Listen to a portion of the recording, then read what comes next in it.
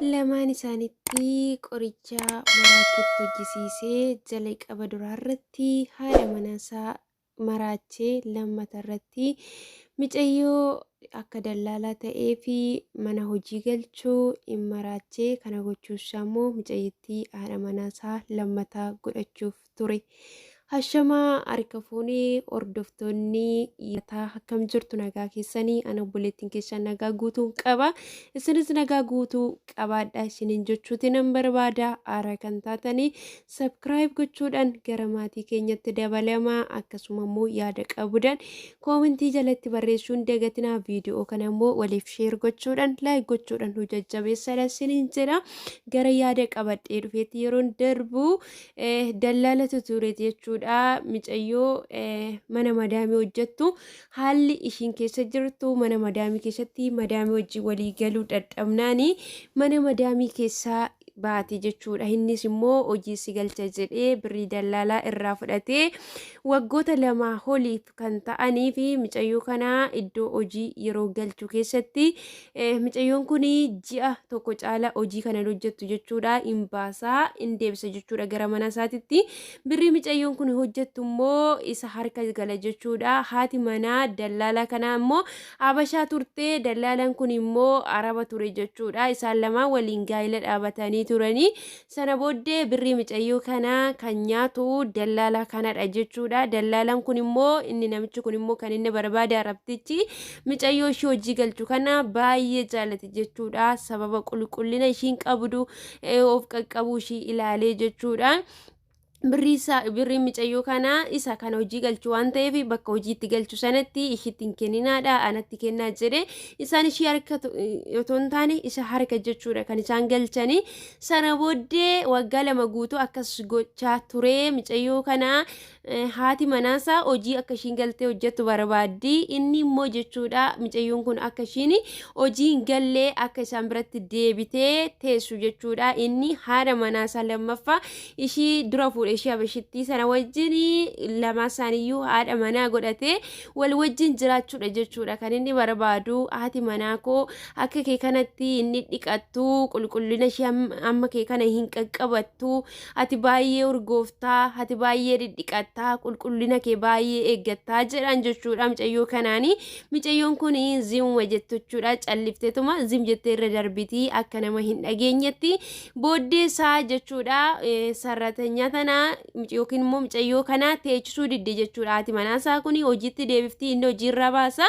Booddee irratti wanti inni godhu yoo jiraate haadha manaasaa kanatti qoricha hojjisiise jechuudha. Qorichi inni itti hojjisiise kunis niitiin kun of wallaaltee micayyoo kana malee akka jiraachuu hin dandeenye micayyoo kana fuuldura ishiiti yoo dhabde in maraatti jechuudha. Haati manaasaa kun immoo haadha manaasaa kana wajjin daa'ima takkittiidha jechuudha kan isaan walitti qabu'anii. Sana booddeedha jechuudha gaafa itti hojjisiisee haati manaasaa kun sammuun gaafa keessaa fuudhamu micayyoo kana fiddan malee jettiin jechuudha. Ishii mana hojii galchan kana fiddan malee jedhuun deemanii jechuudha konkolaataadhaan micayyoo kana fidanii dhufu dhala ishii sana immoo na fuulduraa fuudhaa fageessa jetteeni micayyoo kana wajjin bakka akka haadha manaaf akka abbaa manaatti wal wajjin akka jiraatanii gochuu barbaadde jechuudha. Sana booddee micayyoo kana jechuudha abbaan manaa sunillee akkasuma barbaadanii akka ishiin jettetti narratti homaa hojjechuu hin dandeenye isaan garuu yaalii guddaa godhaniiru jettu jechuudha. Sana booddee haati manaa namicha kana gara sammuutti deebitee mana hojiitti jechuudha kan deebisan hojjettu yookiis immoo ishii dallaala mana nama galchuudhaaf fuudhan kana jechuudha. Mana hojiitti gaafa deebisanii micayyoon kun ji'a tokkoof hojjettee sana booddee jechuudha bilbilee fi lookeeshinii isaa ergitee fi micayyoon dhattee gaafa itti gadi baatu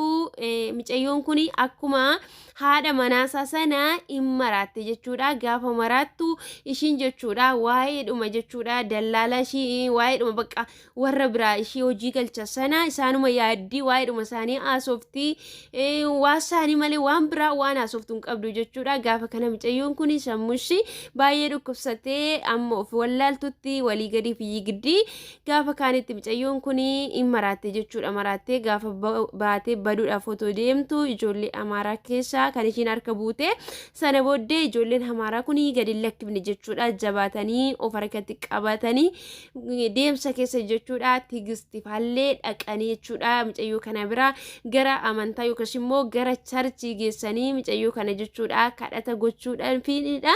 Sana booddee mucayyoo kanarraa seexanni iyyitee baatee mucayyoon kun gara sammuu ishii gara fayyummaa ishiitti deebite jechuudha. Amma immoo dallaala sanatti yeroo bilbilanii bilbilallee irraan kaasu jechuudha. Yookiis immoo ishiin haati manaasaa sunis yeroo bilbilanii fi deebiftee cufti jechuudha. Yeroo isaanitti beekte yookiis immoo waa'ee dhimma mucayyoo irratti dubbachuu yeroo isaanii itti jalqaban jechuudha. Nama isaaniif bilbilee amma mucayyoon kun fayyaa ishii guututti deebiteetii jirti. Maatii ishii biyyaa nuuf ergaa nuuf haa galtuu jechaa jiru jechuudha. Ishiin immoo mucayyoon haati kooyyeettidha. Harki qalleeyyii waan ta'aniif ani biyya galuun barbaadu. Maaliif gara biyyaa galaa hojjetachuuti nan danda'a nan hojjetadha mana hojii na galchaa jettee Tigisti bira jechuudha kan ishiin jirtu. Kanaaf Tigisti immoo mana hojii galchuu sodaatti jechuudha. Maaliif mucayyoo kana mana hojii yeroo deebitee araboota gizee argite itti kaa waan ta'eef itti ka'uu danda'a. Amma garuu mucayyoo fayyite waan barbaadde hojjechaa jirti na bira jirti maaliin godha yoo achi badde immoo warri qabanii natti kenna suni itti gaafatamummaan kan keetidha sirraa fuunanaan jedhanii gara biyyaa galii jennaan diddeerti jechaa jirti jechuudha. Kana mucayyoon kun ammaa fi Tigisti bira jirti. Haala akkasii kana keessa jirti. Tigisti immoo otoo biyya fuudhanii galchanii tikeettiin citeefiiti mana amantaa otoo geessanii seerumaan jechuudha kadhachisanii fi bareedadha. Paaspoortii ishiillee mucayyoo harkaa dhumee jira. Waan akkasii jechaa jirti. Kana hunduma isaanii dabarsuun koo obboloota koo biyyoota arabaa kana keessatti wantoonni nama mudatanii wantoota hedduutu jira jechuudha. Nuti muraasni keenya jechuudha mana gaarii yoo galleellee namoonni hedduun immoo jechuudha rakkinoota hedduu keessa galanii kan isaan dararamaa jiran argina. Kanaaf yeroo hundumayyuu jechuudha uumaa keenya akka wanti amaan akkanaa qorichi wanti hojii seexanaa kun akka nurratti hojjechuu hin dandeenye akkuma amantaa keenyatti jabaannee amantaa keenyanii waaqayyo uumaa keenya kadhachuuti qaamuna siniin jedha. Wantoota akkanaa kana keessatti akka hin kubne siniin jedha. Inni guddaa fi inni guddaan yeroo hundumayyuu rabbii ofiititti rakkina garaa ofii eenyummaa ofii dabarsanii itti kennuun baay'ee barbaachisaadha siniin jedha. Kanaaf jabaadhadha.